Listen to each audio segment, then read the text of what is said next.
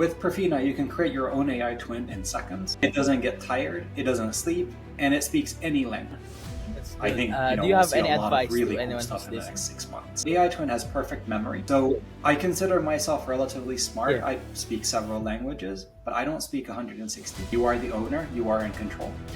And we serve primarily individuals. Keep in mind that we started 5 years ago, so we're not, and we started off as an individual Yeah. data platform. So this means that every single user in our architecture is also their own entity. I think that with AI, there's a lot of emotion, but I think it's a huge opportunity for us to upskill as an entire population. One of the favorite functionalities that we have coming up is what I call brain surgery. Because if you think about this further, then you've got the contents in the AI twin's brain. So we have to also be able to perform brain surgery in the future. We want to also emphasize how dramatic this situation is, that we kind of have this internal comment that we make.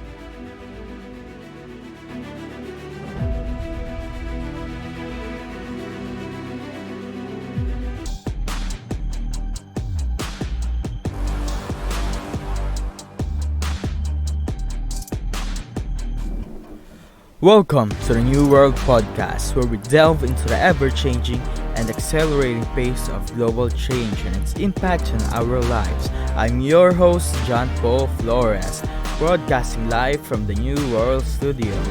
Today, we're diving into the world of AI and automation. As an enthusiast and expert in lead generation, I will guide you through understanding and leveraging these technologies for your business and for your personal use. And don't forget, AI and automation might be unstoppable forces, but that doesn't mean you are powerless. Tune in to learn how to make them work for you and not the other way around. But first, let's meet our guest. Welcome to the New World Podcast, where we navigate the changing world around us. I'm your host, Jampo Flores, specializing in lead generation and AI automation, here to help you understand how our world is changing and what it means for you. In this episode, we have Markus Lampinen, CEO of Profina, a company at the forefront of data ownership and democratization. Markus shares his insights on how individuals can take back control of their personal data and discuss the powerful intersection of technology, finance, and AI. Tune in to learn how data-driven innovation is not only reshaping industries, but also empowering individuals to reclaim their digital freedom. To be exactly, make your own AI twin. Markus, it's a pleasure to have you on the show. I was hoping that it Thank you, would John Paul. make That's quite the the intro. listeners know everything about you, but yeah. By the way, before we begin on the in-depth questions, because I do That's have right. some, do you mind giving us a quick intro on who Marcus is, your expertise, experiences, and what keeps you busy these days? Absolutely. First of all, I want to say that when you're listening to this episode, check out my AI twin. So when you're listening to this, you can ask my AI twin questions in real time about who Marcus is. With that, I'm an engineer by background. I started a couple of companies in data and software. I'm based here in Silicon Valley in California. I've been here for 12 years. I've always had the fortune of working on new products. I'm also an investor in a number of companies, and very excited about this change that we have as being humans right now. I think that with AI, there's a lot of emotion, but I think it's a huge opportunity for us to upskill as an entire population and You have essentially figure Prefina, out and what does the your next main generation product hold for us. is AI Twin. Can you talk more about that? Sure. So, like I said, you can interact with mine, Yeah. but the AI twin, and John Paul, you made this comment in the intro that Profina is a user. We started off as a user focused data company with this very simple idea that 4 years ago, 5 years ago, we realized that AI is coming into everything. We, of course, were early at that point, but the basic hypothesis was this very simple idea that in order for us to actually have AI that works for us, that we control, then the only way to do that is to actually own and control your own data, starting from that. So where we are right now, 5 years after, is that we have the data, but we also have the AI, which is fantastic. So with Profina, you can create your own AI twin in seconds. You can teach it whatever role you want by uploading different types of documents. You tell it what you want it to do. So for example, it can be like your most creative sparring partner for business ideas, but it can also essentially represent you, let's say on LinkedIn. It can even write your LinkedIn updates and posts for you. So if you, for example, see how I'm using it on LinkedIn, I have it under my own bio where people can talk to that. And then after that, they can get, a real-time feel for like, what can I help them with? What am I interested in, and so on and so forth. But at the same time, if you send me a message, then the first response you'll get is actually from my AI twin. So it's this idea that the AI twin actually works for you. We are a technology company at heart. So at the end of the day, how you use this technology, it's up to you. You are the owner, you are in control.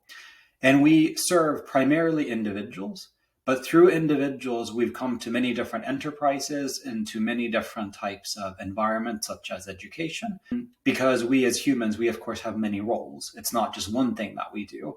We're essentially, everywhere. And just as one more thought around this product, we kind of like this analogy of personal email, that nowadays everybody's got their own personal email. Email didn't actually start out like that. Email was a corporate thing first. So we see that AI twins are the same, that right now it's, cutting edge for you to have your own AI twin. But in a year, in 2 years, everybody's going to have one. And the biggest question right now is, what are you going to do with yours? Because once you have it, then it's not just to have it. It's changing And why do you your think behavior everyone so that would you have maximize an the AI benefit twin? that you get. Yeah, I think it just makes sense. Just think about it this way, that how many things are you doing today that you, like the real you, really doesn't need to do? So for example, with Pravina, I get the same 20 questions all the time. And I'm not saying that I don't love answering them. I do. If somebody's interested in Pravina, I'll gladly tell them. But at the same time, I'm probably not going to be infinitely patient. So absolutely. for my AI twin has perfect memory. It doesn't get tired, it doesn't sleep, and it speaks any language. So I consider myself relatively smart. I speak several languages, but I don't speak 160. So this is just one of those things that if you're given this superpower, why would you not have one? Especially when, Perfina charges $24 a month to have this. But at the same time, the productivity that you can get out of one of these, it can, like once you have enough data in your AI twin, the type of data that you've curated, Oh man, it's pretty magical. It can do so many different things. But even if you kind of think about where we are right now and like what it can do, think about where we'll be in 3 months, in 6 months, in 12 months. Like what will it be able to do at that point? And I think that's the mind-blowing thing, that the pace of technology, it is just astronomical right now. So where it's going, it's going to be able to do so many things for you, not just respond to questions that you get on LinkedIn, but it's going to be essentially something that saves you so much time. And that's the main reason. But then hopefully by saving so much time and utilizing these superpowers, then also means that you can upskill yourself and you can do all of those what? different I've things been that using it might because otherwise I require a lot actually more signed effort. up for it, and I believe we've been communicating for a few times about this topic, your AI twin. You know, I made it so that all the transcript from my different podcasts is in there. So I actually tried it out first. I think I have a few in there now, transcripts of the past podcasts. And, it is great because it's like a version of me that actually retains every piece of information that I learned from that guest. Yeah. Hmm. Yeah. But it's also interesting because it's also not a version of you in that Yeah. sense. Like it's not you, it has a different Yeah. reality that you've taught it, but you choose what reality it has. So you could, for example, like you could give it a Yeah. lot more backstory on all the participants, like me, for example. And then, at Yeah. that stage, it would know a lot more than you do about the podcast. So it would be like I think this is kind of the Yeah. power that once you are in control, you decide what you want to do with it. And maybe it has this Yeah. podcast host persona. Maybe it has another host persona in the future, like something around, I don't know, like something else that you want to do, maybe Yeah. professional, maybe personal, even. And maybe it has a persona for you. Just think about it for yourself, that given that it has this, like, let's say that it knows every episode that you've done. When you're prepping, for example, next guests, you could ask your John Paul AI that, hey, which themes have we not yet addressed? And then, the AI is going to go through all of them. They're going to say, hey, John Paul, here's 3 opportunities. And then you can say, that's great, John Paul AI. can you write out an end template based on what you know? And it's going to do it like this.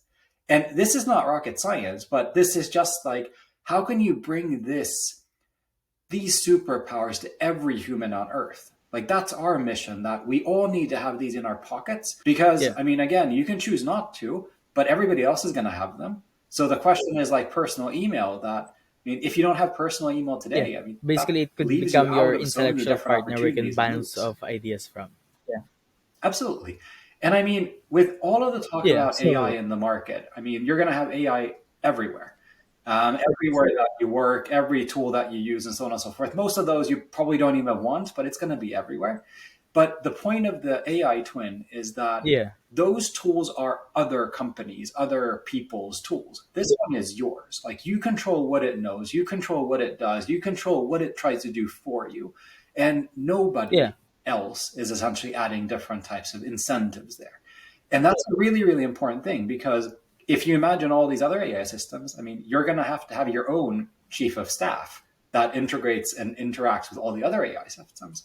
That's Yeah. where we see that the AI twin can come. It can kind of end up that it's sort of like your own, chief of staff, like your own head of household of AI households, and then it just manages all these different things in the future. Which, Yeah. by the way, are not just software. Like, they're going to be hardware too, which I think is going to be super interesting when you start having this Yeah.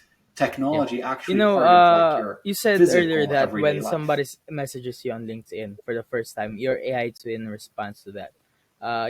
I've been on your platform. I don't think I see an API platform there. Am I not seeing it? Yes, you Yeah. have the consumer platform, which is, as you know, dead simple. It's very Yeah. easy. It's drag and drop and so on and so forth. So you don't see the API there. Yeah. But the architecture is done. Keep in mind that we started 5 years ago, so we're not a company. And we started off as an Yeah. individual data platform. So this means that every single user in our Huh. architecture is also their own endpoint. And what that means is that you have essentially an endpoint for John Paul AI, and we can expose that to you if you wanted to integrate into something else. It's still something that our number one Yeah. priority is making this consumer grade simple. Because by Yeah. making it consumer grade simple, we open up all the other opportunities.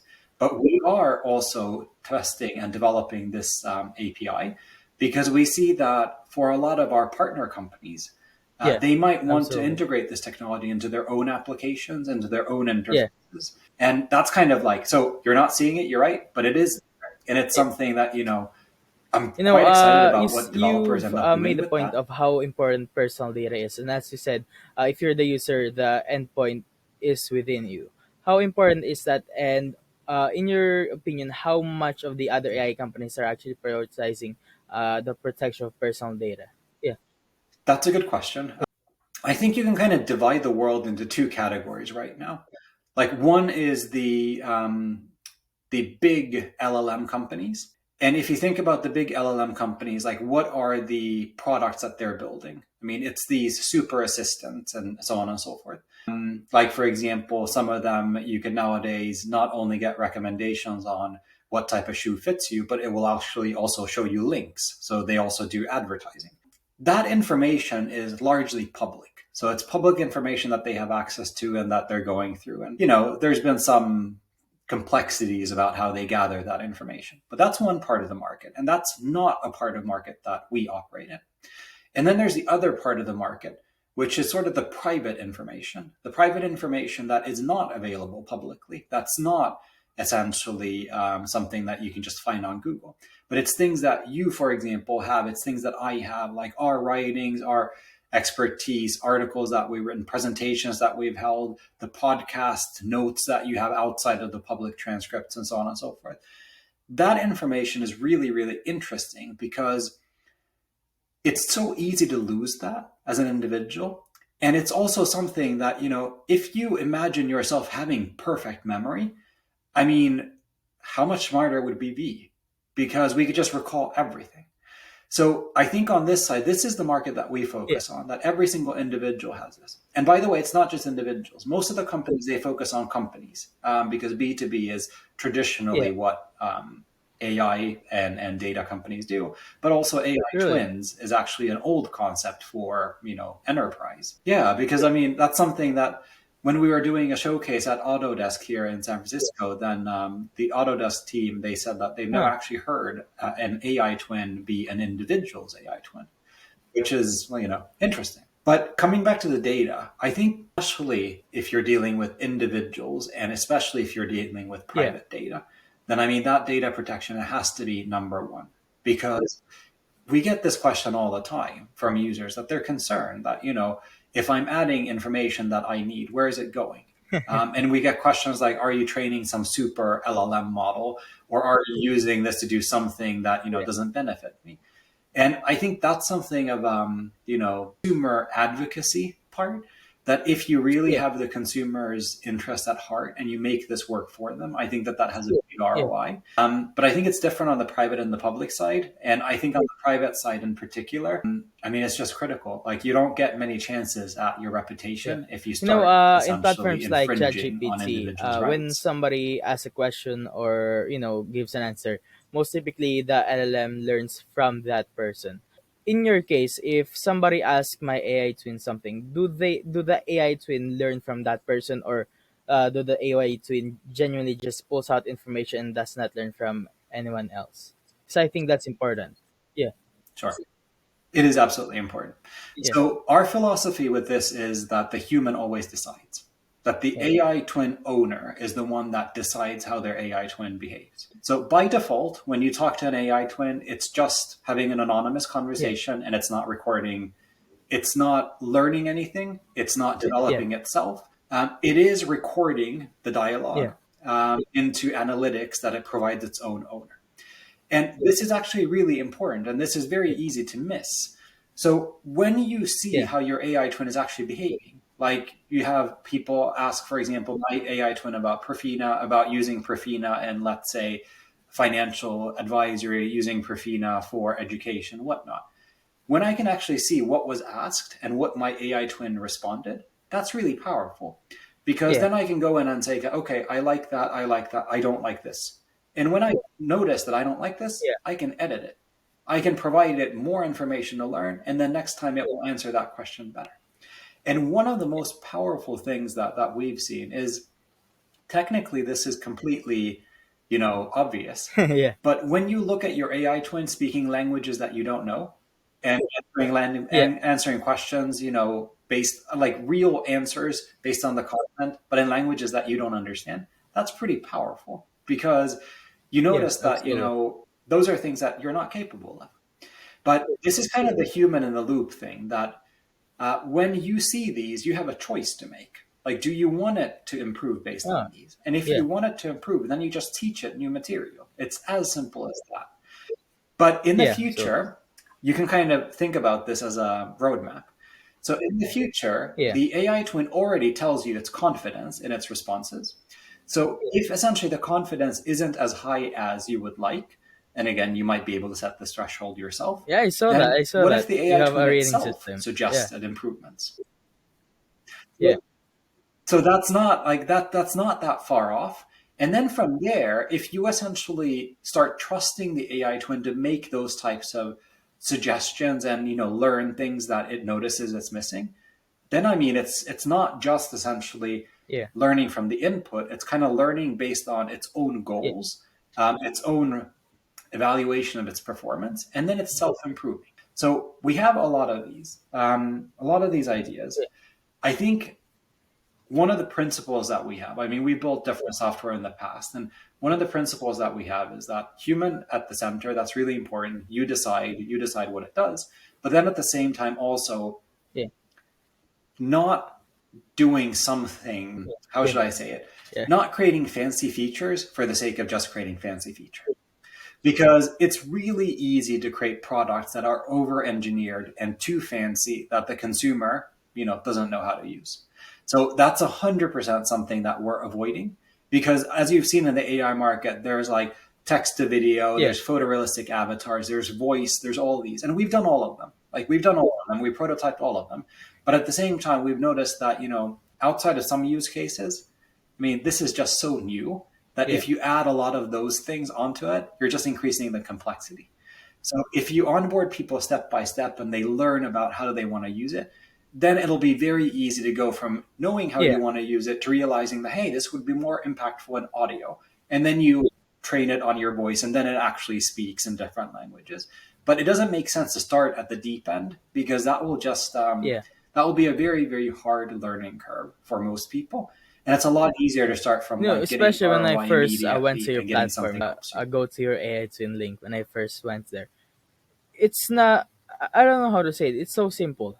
Most of the time when I go to other similar chatbots, or I don't want to categorize you as your AI twin as a chatbot, but essentially what the function is, you have a database and you have answers. But at the same time, most of them they have these fancy designs, they have all this fancy UI, UX, but yours is very simple. Is that the fact that you just want to make it very simple? Yeah. Yeah. I think the reality is that, Yeah. we're growing quite fast, so we just don't have Yeah. time. And then, I mean, at the end of the day, I see that, Yeah. this is going to get integrated in so many different types of technologies that Doesn't how it matter. looks, Yeah. like the skin on top of it. I mean, I would imagine that, you're going to want to kind of integrate it in different places or create your own. So it doesn't really make sense for us to, before the users start Yeah. really asking for it, it doesn't really make sense for us to make it too hard kind of start. And then, I mean, from text, then if you think about interacting with an API, then I mean, APIs transmit structured data. So I mean, Yeah. text is easy because it's like the common denominator. But at the same time, if we started kind of adding more things to it, then we'd have to have like almost like two different types of products, and again, that increases the complexity. So part of this is just incredibly self-serving. That we want to keep the user experience and Yeah. the product really focused so that we can essentially deliver value and so that we can also grow with these users and these communities that are on the platform. Because as they also then graduate and build up new capabilities and appetite for new features, then it's very Yeah. easy for us to kind of give them and kind of unlock them. But for example, a lot of the more fancy things, they're also quite costly nowadays. So, I mean, or nowadays, I mean, they're definitely going down in terms of the cost, but they are still costly. So that also means that, being able to offer it at Yeah. $24 a month, that's one thing. But if you, for example, want to add real time voice or video, it starts costing a lot more. And that's something that, outside of some use cases, we don't see that there's that appetite for it yet. But I will say that our expectation is that this is going to change very rapidly because everything in Yeah. the market, I mean, the world changes In twice a terms month of those with different AI, features, which I voice think is and video, fantastic. personally, I don't think video is that much useful. I mean, voice is useful, especially because when you just want to talk with it, when maybe you're doing something you want to brainstorm, yeah, voice could be helpful because you're talking with it. But what's the point of video, right? You just, hey, can we talk? Hey, there's no Yep, purpose. It's just you having to do more stuff for yourself, and it costing much more because the processing power is so much more compared to just text. that's right. I think there's also this Yeah. aspect that kind of coming back to your AI twin and how it kind of learned the podcast transcripts and so on and so forth. If you do video and if you do photorealistic like version of you, it gets very confusing for the user Yeah. because now you have essentially John Paul, the real one, and then video one. And then the video one is never going to be as authentic as you. Like it's just not. So then it's always a slightly worse version of you. So I just don't think like, I mean, one, where would you use it? But I also think that, delivering that Yeah. Yeah. experience, I mean, it's pretty cool from a technology point of view. But, I have to remind myself that sitting in Silicon Valley, then that's not the real world. Like Silicon Valley is like this R&D lab in a way. And most of the people in the world, I don't think Yeah. they're that interested in photorealistic avatars that you can speak to. I just don't. And I mean, if think about it this way, like how many photorealistic avatars It's are you odd. using It's odd. today? Or how many video It's odd to services are talk you with using someone like today? that. I And mean, even the voice, fact like that how you're many talking things? with someone, Yeah. So I just mean, the voice feature, it's odd. It's still odd. I mean, maybe they can replicate the voice better, but even if they can replicate the video better, I don't think it's gonna be that great. Yeah. and I think we'll see. I mean, the benefit of kind of seeing this is that can just measure. We can just look at the data and see what people want. But I've learned this as a serial entrepreneur now, that it's really dangerous to cook things in Yeah. your own garage and think that you've got the smartest idea possible, and then essentially, build on Yeah. that roadmap and then come back to the world and say ta-da. Because once you come to the Sucks. world Yeah. and say ta-da, then odds are they're going to say that, what on earth is that? So there's like, the more that you can listen to people, and I mean, Yeah. that doesn't mean that you do what they say, but I mean, the more that you can actually listen to them and see like what they want, then I mean, at least you know that once you're working on something, that it's Yeah. directly linked to what they want. And I think that's one of the benefits that we're also seeing, that AI adoption is like And crazy, you but it have just differs a lot in again, talking to. under your personal dashboard, you have this rating system, right? How does it work? Is it hey, I'm rating this answer that the AI gave based on the knowledge that it has? So let's say if someone asks 1 plus 1 and it doesn't know what two is, then I'm rating it bad, or is it rating it bad based on how it answered it? Yes, Yeah. good question. So the confidence level is basically a 0 to 100% rating for how well the AI twin Ah. answered the question based on the content that it's learned. So, for example, if you ask it 2 plus 2, it's going to say 4, and it's going to have a confidence rating of 0. Because, I mean, unless you actually Yeah. taught it math, which most people don't do, because, I mean, it already knows math. And I mean, it's going to basically say that it didn't match the content that I Yeah. have or what John Paul has taught me at all. So that's going to be a 0. But if somebody goes in and asks about this episode in the future from Yeah. your AI twin, it's going to say that, hey, I found the answer from this transcript and the confidence is 72%. So that's the way that it works. It's not a what's it called, a signal on how The good question the was answer to the was, but it's rather how relevant So the basically, answer how was, close the question provided was to the actual the content that content that it the AI has. have. It's good. Exactly. And that's kind of a signal for you as the owner that if you're getting a lot of zeros, then I Yeah. mean, your AI twin doesn't have the capacity to answer the questions that people want. So I'll give you an example. One of our users who runs a Yeah. sales leadership consulting boutique. So they essentially go into Fortune 500 companies and they do sales coaching for the entire organization. A lot of human psychology and things like that. Fascinating things. One of the things that he said was that his AI twin got a lot of questions about wine. Like people were just asking about like, Bordeaux wine. And he said that, what should he do? And I asked him like, well, is this something that you're passionate in? Like in your real life, is this something that, Oh, that's you why they're you asking. like? He's like, yeah, I have a vineyard in south of France. And oh. Yeah. So in a way, it's also completely irrelevant that, if your network is Yeah. asking something that you've curated, like you've taught this AI twin, I mean, it's not an unrealistic expectation that if you're into wine, maybe your AI twin is into wine too. So it's just fascinating, kind of like how human psychology works, that Yeah. these dialogues, and you can ask yourself, like, is this dialogue helpful? And I would argue 100% it is. Because people, I mean, one, they're interested in that, Yeah. they ask questions. The more engaged they are, then, I mean, the more likely they are to buy something else or engage in something else.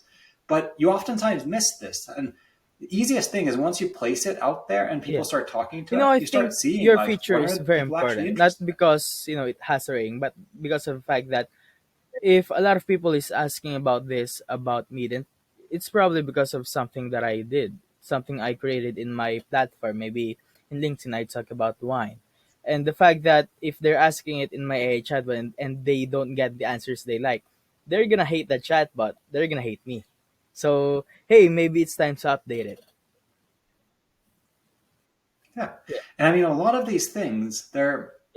I mean, this is a very human experience, right? Like, we're not saying that the AI twin is Yeah. human, not at all. I mean, it's just a fancy calculator at the end of the day. But there is a human behind the AI twin. There's a human that has chosen what the AI twin actually learns. And when then there's another human on the other side, then I mean, it's a very, Yeah. very human to human discussion, even though the AI twin is in the middle. So that's one of the things that we love, that you get these very authentic and very honest questions. I'll give you another example. So we work a lot with education, and we have over 100 professors in different universities using this. And one of the benefits that they often Yeah. say is that, typically a professor will have their office hours. So somebody at Stanford, they will have like 2 to 4 on Thursday where you can go in and you can ask questions. Now, you as a student, you go in there, and Yeah. I mean, this is your professor. It's the person that's giving you the grade. So I mean, you're not going to ask all the questions that you really want to Yeah, ask. You're going to absolutely. like You don't want to sound self-censor and dumb. ask like the smart questions, not you don't want to sound dumb. So there's kind of this stigma in face to face. But what the professor said is that when they look at the answers, sorry, the questions that the AI twin gets anonymously, I mean, that's a really Yeah. honest recollection of like, where are the students actually stuck? Because there is no Yeah, stigma, there absolutely. is no risk. So they're actually going to ask the questions that they want. And this is one of those fantastic things. I mean, this is not rocket science. This is absolutely obvious. Yeah. But it's also absolutely obvious that they haven't had this information before. And that's a huge thing because now you can essentially get a pulse on your class, not just education, I mean, pulse on your customers, pulse on everything else. And you can realize, like, what are they actually Yeah. interested in? Like, let's say that, you take Yeah. your John Paul AI that knows all the podcasts. And what if people are coming in that, everybody's asking about healthcare AI? Yeah. Mean, then it's very clear that you need to find a healthcare expert and do an episode on healthcare AI. But that's something that, they're probably not going to send you an email saying that, hey, Yeah. John Paul, would you like, I really want to hear about a healthcare AI. Yeah. People aren't Absolutely. just And going I to do think that, that's but they what's would ask important. the AI It twin. builds authenticity with your AI twin. And I think other platforms, when you're using their chatbots or whatever, they ask for your name. And I noticed that yours didn't. When you go to your AI twin, it's just, hey, here's a where you write your question, and that's it. Yeah. Yeah. And I mean, we're going to introduce the option that you can log in as the end Yeah. user and you can provide your name. But again, I mean, it should be your choice. And also for the AI twin Yeah. owner, there's a lot of value in it being anonymous because then you can get this honest interaction. So definitely it's going to have both in the Yeah. future. But at the same time, I mean, this is, again, keeping it simple. And actually, by doing that, then I mean, a lot of these interactions, then you end up with something that we didn't have before. Like if you added Yeah. your name I think onto it, that's you important. would self And censor. in But in this, your you don't own have to. experience, what's the funniest or most odd things that people have asked your chatbot? Your AI twin. My apologies for English. Yeah.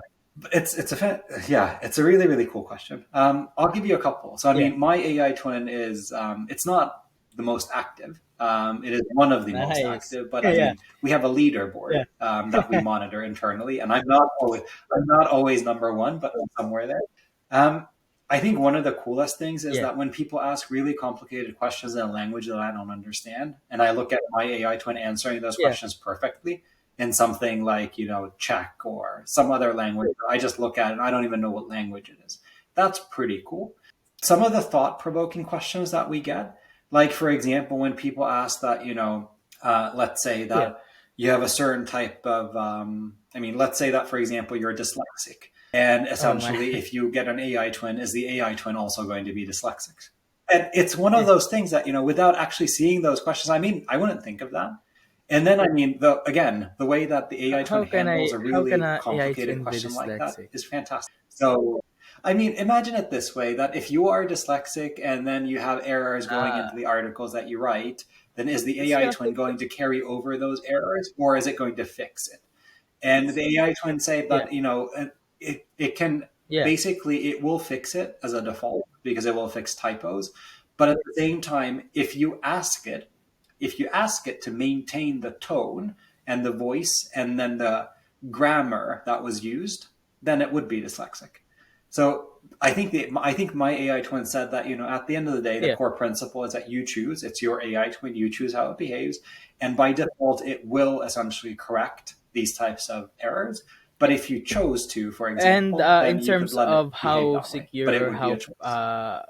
private their personal data actually uh, is it possible for you to look at the stuff that they're putting on it? Yeah. No, I mean, obviously, we keep this completely locked down so that only you, as a user, you can do this. But this Yeah. is also why we started with essentially these public-facing AI twins that they are intended to be public. Yeah. So, I mean, you shouldn't put stuff in there that's really private. And I think that people understand this, so it's an easier place to start. In our short-term roadmap, we also have these private AI twins, which are then just for you. And you can think about it this way, that the AI twin, you kind of create its brain, and then it has different roles on top of the brain. One of those roles can be public. One of those roles can be public facing, I don't know, some segment. And then one of those roles is private. And the private one can then be Yeah. something that, only you have access to certain parts of its brain. So those are things that the user sets, and those are Yeah. obviously the most important things that we have, safeguarding those for the user. But at the same time, it's also always the user's choice in terms of what type of AI twin they Yeah. build. And we always encourage people to start with something simple because Yeah. there's no And downside in what are starting the most simple. You can always make it more common use complicated cases that later. you're currently getting? Yeah. There's many segments, but the ones that we love are essentially things that relate to education, coaching, Oh, nice. leadership. We have sports coaches, for example. We have athletes that build their own personal brand. We have musicians. We have authors. We have all sorts of consultants, AI consultants, for example, academics, researchers. Let's see, what would be a cool one? I think the authors are a cool segment because Yeah. authors, they can essentially use this in a way that Yeah. if you're reading a book and you want to talk to the author's AI twin about the book, then Yeah. you can have that conversation like what inspired this or what was behind this character. Yeah. But one thing that's cool is that the authors would use it themselves as well, because when they're writing the next Yeah. thing, then very similarly to how you could essentially use a transcript and that memory, then you can essentially spar with your AI twin saying that, hey, I'm writing a new book. Can you tell me about like what type of themes I haven't used in the previous books? Or I want to carry on the story from this character. How should we build its progression? So it can Yeah. become like a very well-read sparring partner for you. But these are like completely horizontal. So I'll give you another one. Like we have companies that come to us saying that they have so much information internally. Like, you might have 100,000 employees, and most of that information is like duplicates across the company, and nobody really knows what one another knows. So could they essentially create like AI twins for all the managers or AI twins for like the division heads or whatever? So that essentially you kind of capture this knowledge in one AI twin and you can keep it updated and so on and so forth. And then if people have questions about like, hey, how does this work in the procurement team? Or how does this work in the sales team? What is the HR policy for this? Then they can just have like this yellow phone book that they go to, which is just AI twins. And the cool thing is that if it's kind of within a company, you can even connect these so that they're sort of an ecosystem. So you go ask an AI twin that, hey, can you help me with policy for airline flights? And the AI twin might say that, no, actually, I can't, but this person can. And it might refer to another AI twin. Yeah.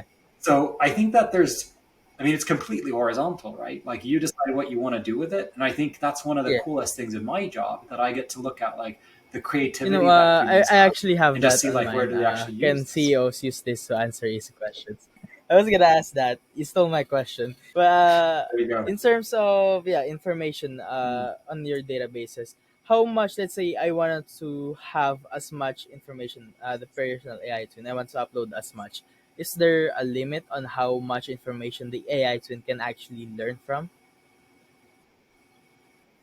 Yeah. Um, Not really.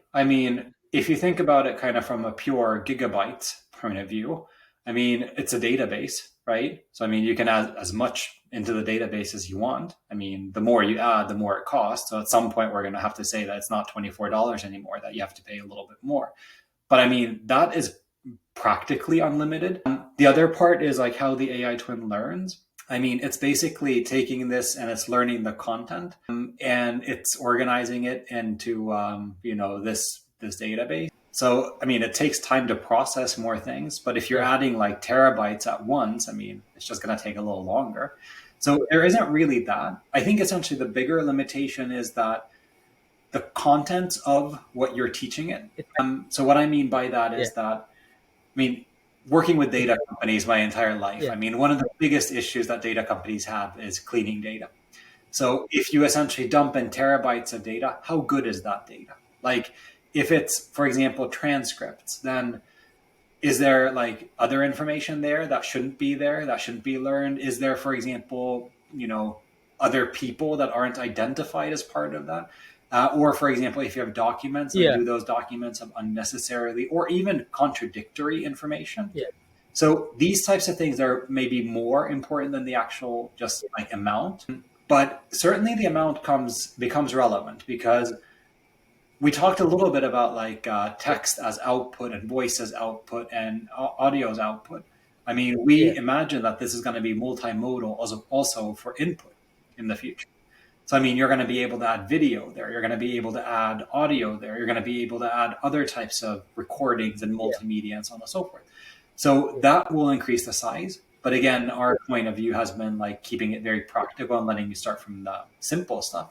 But imagine in the future that, you go to your John Paul AI and say that, hey, I'd like to hear from a healthcare AI expert. And then the Yeah. John Paul AI says that, hey, that's great. On episode Yeah. 472, there was this clip at 12 That's minutes, good. That's play good. here. Yeah.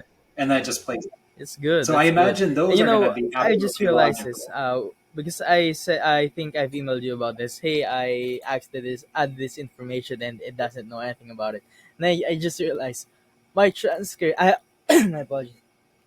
My transcripts are 25 pages long because they're an hour long. So yeah, it does take a while to process it.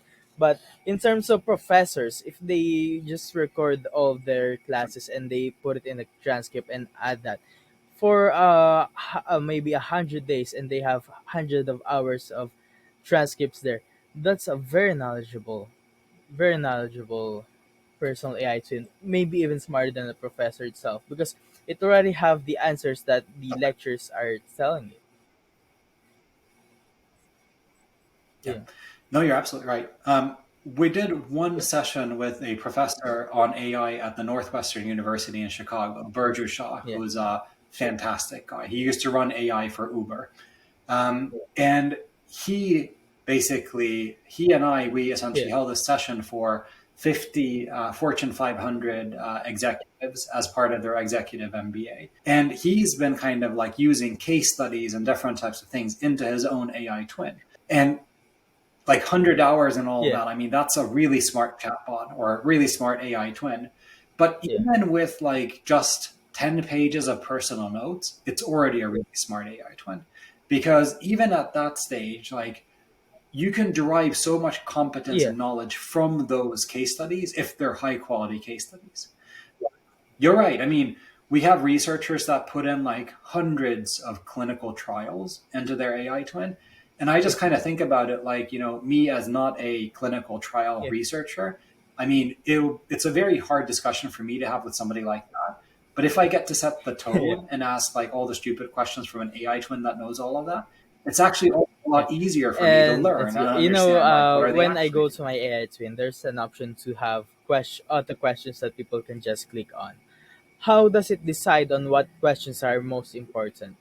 Yeah, So, based on the material that you put into your AI twin, so the things that it knows, the way that it kind of automatically goes yeah, through those is it has different themes that it's learned. And then it just randomly essentially chooses a question that matches the themes that it knows. yeah, It doesn't prioritize them in any way. It kind of just introduces randomness to this, which I think, especially for consumer product, is it's important because that's also a way that you can kind of maybe come up with a question that yeah, you haven't thought about. But like you saw there, then you have the option of obviously overriding that, like you can create your own and so on and so forth. And for example, with my own AI twin, I have a standard question that I set because people that are yeah, looking at my AI twin, they're typically interested in Profina, so that's an easy way for them to start. But I mean, the random part, like if I were to turn on the random, yeah. it would probably focus on like different types of use cases of AI twins and so on and so forth. So it's intended to kind of create this randomness in the engagement so that You know, I think anytime you one of go the there, biggest it's not going to questions be the people same. It right will have now have changed about something. how personal AI twins work or any other databases where you put on your information and you can ask it something. How does that work? Does it, let's say I have this 25 pages long document. Every time I ask a question, does it always go through all of that or does it actually, let's say it picks out the most important information and it stacks it onto into its own brain and if it doesn't know the answer then it just goes back then. Sure. Yeah, Let me yeah, answer this question without going in too much into technical detail. Because yeah, at the end of the day, it's like the technical detail isn't really that helpful at the end of the day. So you can think about it in a way that you are uploading documents, but at the same time, the documents are only Huh. used to teach the AI. After that, they're discarded. So it doesn't actually retain the documents. You can think about it in a way that if I were to teach something to you, I might read a piece of paper, you would listen to Yeah. it, and then I would throw it away. And you, Makes it having perfect concise. memory, you would organize it in your Ah. own head. So what the AI Yes. So the AI twin, it takes the information and it extracts basically the contents. So it Yeah. actually learns the contents and then it organizes what it's learned in its own database. And Yeah. this is technically called an embedding model, but Yeah. basically it means that we're not storing the document. So it doesn't have to go through those. And when you essentially ask the question, it's going to think that, okay, I have this question. Which part of my brain does it relate to? And then it goes there and then it Yeah. finds the statistically likeliest answer to the way that the question Yeah. or the input. It doesn't always have to be a question. It can also be other type of input. And then it matches that. So in a way, this is where, even Yeah. though most of the time I focus on the AI not being human, this is actually one of those areas where thinking about it as a human brain is actually helpful because it's not going through the Yeah. documents and it's not, returning something that was Ah. pre-written. It's actually thinking about like what does it know Yeah. and what is the best way to Yeah, because I think articulate most what people it think knows that based it on this goes through input. the information again and again and again. But that's good because, as you said, it actually learns. It's not just spitting out information like the bad teachers that we had when we were high schools that just reading off books. It's actually a professor who've learned the subject and is spitting Yep, out the information. That's good. that's That's right. good. Yeah. One of the favorite functionalities that we have coming up is what I call Yeah. brain surgery. Because if you think about this further, then you've got the contents in the AI twin's brain. So we have to also be able to perform brain surgery in the future, which means Yeah. that you have to be able to look in its brain and see that what does it actually know and be able to go in and say that no, this changed, like this regulation changed, let's update that. Or no, this is no longer true, let's update that. And it's actually interesting. So think about it from this point of view that it learns these things as the Yeah. subject. It doesn't retain the document. So the documents is already out, but it also learns them without language. So it learns the Huh. key things, but the language is always added at the end. So you're looking through it in language, but it actually knows it It's regardless of it's hard to language, even which is a comprehend what that means. fascinating thought. And I'll give you one Yeah. more technical clue. It's very hard to comprehend, but think about Yeah. this. So we humans, we have five senses, right? Like that's how we experience the world. The way that this AI brain organizes the information is in different dimensions, but Whoa. it uses up to 2,900 dimensions. So if you start thinking about this in terms of like, Yeah. no language and 2,900 dimensions, I mean, how do you? So Yeah. my hope is that our team can at some Yeah. point visualize this because this It's would be a it's even killer hard thing to to explain visualize, it. but not an easy It's thing gonna to do. be even harder to visualize it, but and that Yeah, would be so cool. Yeah. Yeah. yeah. And then you can go in saying that, hey, I want to change this knowledge that you have here, so on and so forth. I think that that's kind of like, Yeah. I wouldn't say that that's a high priority feature, but I would say that Yeah. those are the type of experiences that I'm hoping that we get to deliver because that would be a completely new thing for humans Yeah. to actually perform a brain surgery on their own AI twins to Yeah. determine what their brain actually retains. That would I be think such this a cool thing explanation for that you humans to gave be able to is kind of upskill the to. main reason why this LLM companies have hundreds of thousands of employees. It's so freaking complicated. It's so complicated that it's hard to explain on simple That's terms. right. That's how complicated it is. Yeah. But there's also a lot of ecosystem benefits in the market, which means Yeah. that we have to do our job as a company. Yeah. We have to make sure that you get your data, you can organize the data, you have the database, you have the control. But at the same time, we also benefit from a lot of the innovation Yeah. that, I mean, we benefit massively from the innovation that the other companies Yeah. do. Because, for example, we're not going to build a voice interface. Yeah. We're just going to use most likely OpenAI's advanced voice API because, like you said, they have a Yeah. lot of engineers and a lot of talent doing that. So why would we do that ourselves? And very similar for a lot of these other things, like for example, some of the guardrails and like policing of the interactions. I mean, those companies also Yeah. use a lot of money and time to kind of making sure that they capture different types of edge cases.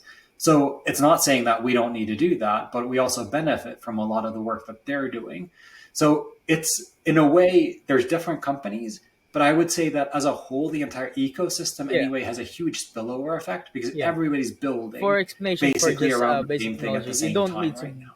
build your own chips. You can just buy it and build the phone yourself. That's how it works. And since we're nearing the end of the podcast, man, I love conversations like this when it's so complicated that I don't even understand it. If everything goes well in the I don't want to say next 10 years because AI is changing so fast that it's even dumb to say what's gonna happen in ten Sure. years because it changes so fast. If everything goes well in the next 1 to 2 years, where do you hope Profina would be? I mean, I Yeah, come back to this idea that everybody's going to have their own AI twins. I mean, the mandate that we have is 1 billion users, like 1 billion users with AI twins. And yeah. I think that based on our numbers and based on our growth rates, I mean, I don't see it's Yeah. easy. How I mean, it's uh definitely not easy, how but many I mean, we users have do a you have now, path to by the get way? there. So the biggest thing, so we don't disclose that, but I mean, in terms of this, I mean, I That's can good. tell you that it's getting too large to handle, which is good, and it's growing really nicely. We also have Yeah. we have a very profitable client acquisition funnel, so we can essentially acquire a client for a cost that pays itself back in under 2 months, which is great. But at the same time, I mean, that billion users, we need to get to that as kind of as quickly as we can. And I think that for me, it's also one of these things that it's not hard to say that Yeah. everybody's going to have AI twins in the future. They don't always have to be Perfina's AI twins, but they're going to have AI twins in the future. So the biggest question for us is like, how can we essentially find those types of use cases that then propel this type of growth? And that's why we have, for example, the API. That's why we have different partner offerings and we have different communities building on this. So that's not just us acquiring individual customers, but it's different types of partners that are building their own ecosystem, leveraging this functionality. But that's kind of Yeah. the short term. And I say short term in terms of billion users. But the interesting question for you is what then? What when people have their Yeah. AI twins in their pocket and everybody's using this, how does the world work then? And Yeah. this is where we essentially see that actually it's going to be your own AI twin that's interfacing with service providers' AI twins. And your own AI twin is going to be negotiating on your behalf and coordinating your own army of AI twins. And that's something that we think is super cool. So the quickest that we can get there, where essentially we as consumers, we have a lot more power, we have a lot more tools working for us. I mean, the better. That's a short term and mid-term vision that we're working toward. But like you said, I mean, 10 years is impossible to predict or even like guess. But I think even a couple of years, it's definitely out there because Yeah. I mean, if you look back at the releases that some of these companies have had, That's I good. think, Do you we'll have see a any lot of advice to really cool anyone stuff who's in the next listening? 6 months. Yes. Yeah. These are technologies that whatever you feel about these technologies, whether or not, you like them, Yeah. you don't like them, you're nervous, you're not, you should test them. Like you can test Profina's AI twins for free. And that's something that we see that there's a huge spillover effect in Yeah. learning what these technologies are in practice with hands-on, learning what these technologies are, learning what you want as an individual out of these technologies, how can you use them? Because then Yeah. after that, you'll have these follow-on thoughts like, okay, I could use this in my job, or I could use this in my LinkedIn, I could use this in my private life. I think the biggest benefit of this is the quicker you learn how Yeah. to use and adapt to these technologies, I mean, the more competitive you're going to be. And I think there's still time, but I want to also emphasize how dramatic this situation is. That we kind of have this internal comment that we make that, right now, if you have an AI Yeah. twin, you're unique, but in a year, you'll stay relevant because it's like right now Yeah. it's helping you compete, but then it's just helping you essentially, stay alive, Yeah. so to speak. So these are developing very fast. And I think the ask that I would have for anybody who's listening as well, that I love seeing these use cases for these AI twins. So if anybody's got really cool ideas in terms of how to use these in their Yeah. business and their product in, even their personal life or their hobby or whatnot, I love to Yeah. hear those because seeing those AI twins and meeting those AI twins, that's one of my favorite things, like learning things from new AI twins. Then that gives me a lot of vision into like what are things that people actually want to do. Yeah. So those two things, and I'm really It's excited to see amazing. kind of like what And I'm everybody's gonna building, also which I have think is your fantastic. AI Twins QR code on top left of this corner. Yeah, if you could send it over to me, I'm gonna have that there. And Absolutely. Marcus, this conversation has been fascinating, and thank you for joining us on the New World Podcast. I just end. Oh, thank you so much, John Paul. This is awesome. That's all for today's episode of the New World Podcast. We have explored some fascinating topics with our amazing guests, shedding light on the upcoming new world. If you enjoyed today's episode and today's discussion and want to stay updated the future episodes, don't forget to hit that subscribe button to the podcast. And if you found value on what we have discussed, please consider leaving us a review on your favorite podcast platform. Remember, if you have any questions or topics you'd like us to cover, or if you are interested in being a guest in the future, please feel free to reach out to me via LinkedIn or email me at john.paul@aicynics.com and add New World Podcast all capital in the subject line so I can see it. I always love hearing from our listeners. And don't forget to check out our amazing guests. You can find more information about them via the contact details we provided earlier. Again, thank you for tuning in on the New World Podcast. I know your time is very important and I try to always make the next episode better than the last. Until next time, keep learning, keep growing, keep innovating. This is John Paul Flores signing off from the New World Podcast.